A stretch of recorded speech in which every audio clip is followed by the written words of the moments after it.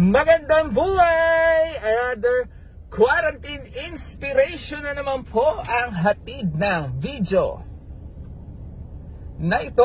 Ayan, mas bagay ba? But anyway guys, so ang bida po ngayon, walang iba kung hindi ako, si Don Bade. So sa mga hindi po nakakilala sa akin, I'm Don Bade. I'm a college dropout. Yan po yung background ko talaga. Ang tatay ko po ay dating OFW. I've never been employed. And isa po ako sa mga libo-libong tao na binago ang buhay ni Empowered Consumerism or Easy Online Business.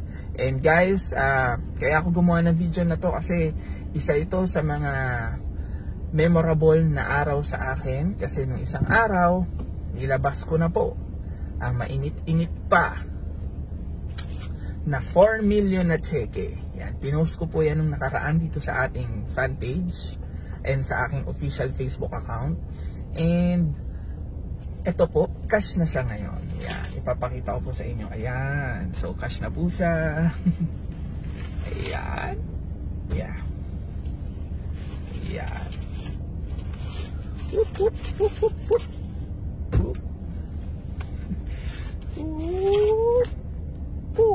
Ayan. So cash na po siya ngayon. And ayan.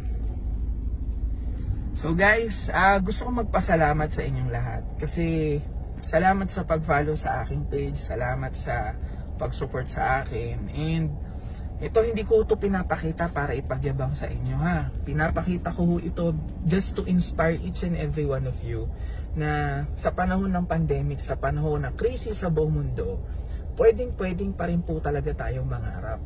Diba? Sa nangyaring pandemic po, ito para sa akin, to be honest ho, noon pa man kumikita na ako na malaki, pero hindi ko akalain na ito yung mangyayari sa akin ngayong pandemic. Despite na maraming tao na wala ng trabaho, maraming taong nalugi ng mga negosyo, maraming nagkasakit, and alam nyo naman po, di ba, na kahit family ko, hindi nakaligtas sa crisis na to. Tatay ko nagkaroon din ng COVID, pero gumaling siya at naging strong lalo kami. And eto na nga, nakikita nyo ho, almost every week may pinopost ako ng mga kumikita ng malaki na fini-feature ko, at yun po ay lahat, yun yung mga taong nagtiwala sa akin. So ibig sabihin, bago ko kumita ng ganito, marami rin akong taong natulungan na kumita rin ng malalaki, at hindi po biro yung mga kinikita nila. May kumita ng 100,000, 200,000, 300,000, 500,000, even may kumita rin ng 1 million sa ganitong pandemic na mga taong naniniwala sa akin, mga taong nagtiwala sa atin. Kaya again, ibig sabihin, ang crisis mga kapatid, this is just a transferring of wealth. Maraming industry na nilugi ngayon, maraming industry na bumagsak ngayon, pero may mga industry pa rin po na talagang patuloy na umaasenso as talagang thriving sa panahon ng crisis o pandemic. Ngayon, kapatid, be wise sa opportunity. Ako ang ginawa ko lang, kumbaga marami kasing negosyo na, tabi ko na, maraming negosyo na, may mga negosyo kasi, kumbaga be wise pagdating sa business. May business kasi na pwede kang mag-survive lang, may business naman na pwede kang yumaman. And ako po talaga, ito po talaga yung kinarir ko. Kasi simple lang, sa mga hindi po nakakilala sa akin, again, ulitin ko, dropout po ako. Ako po yung nursing student.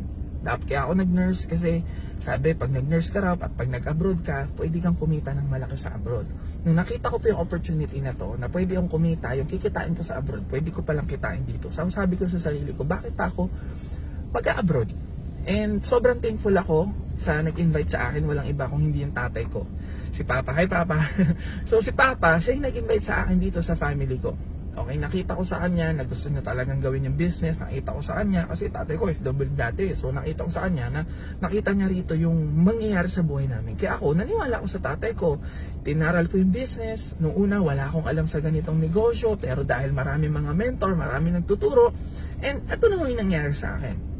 And simple lang, grabe na po yung nangyayari sa community namin. Nagiging normal na po ang mga naglalabas ng 1 milyon. Actually, hindi ko na ho na ipopost yung mga kumikita ng malaki. Hindi lang po ako yung kumikita ng ganyan. Sobrang dami pong kumikita sa community, sa Easy Online Business.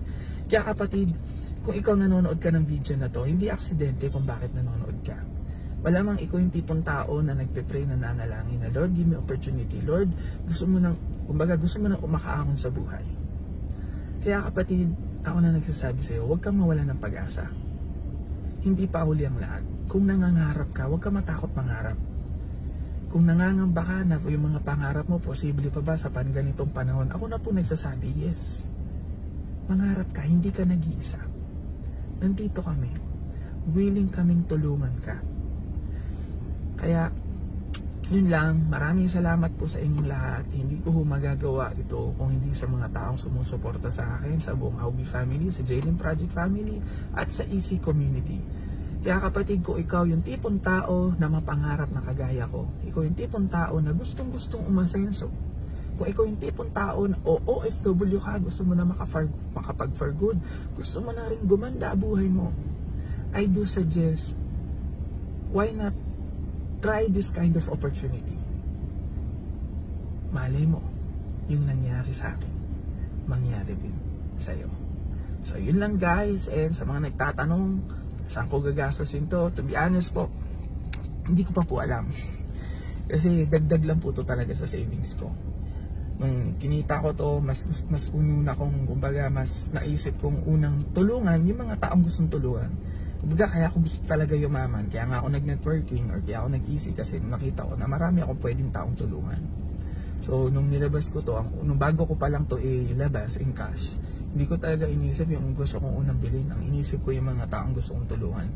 And ang sarap lang sa pakiramdam kasi ngayon ang daming nabaha, ang daming mga sakonang nangyari lalo na sa Pilipinas. So, may magagawa ako. Paano kung hindi ako kumikita ng ganito? Paano kung wala akong pera? So, hindi rin makakapag-donate. Pero dahil kahit paano na-bless tayo, kaya nating makabless din ng ibang tao. Kaya yun lang mga kapatid, huwag kang mawawala ng pag-asa. Pwede ka pang mangarap. And again, kung nanonood ka ng video na to, PM mo lang ako. Lalo na tayo ngayon, lahat pare-pareho makukulong sa bahay naka-quarantine. Samantalahin mo yung pagkakulong mo sa bahay, yung pagka-quarantine kagaya ng ginawa ko. And again, kung nanonood nito, PM mo lang ako. Willing akong i-guide ka. Hindi aksidente na nanonood ka. May purpose yan. Kaya kapatid, yun lang. And isa lang masasabi ko, susunod naman, story mo. Ngayon, nai-inspire ka. Ngayon, nai-inspire ka, namomotivate ka sa mga video na pinapost ko. At ito lang ang wish ko. Sa susunod na mapapanood mong video, story mo naman ang kinikwento mo at pinapanood ng libo-libong tao. So again guys, this is Don Bade. I hope na inspire po kayo. Maraming salamat sa inyong lahat. I love you all. Ikaw na ang susunod.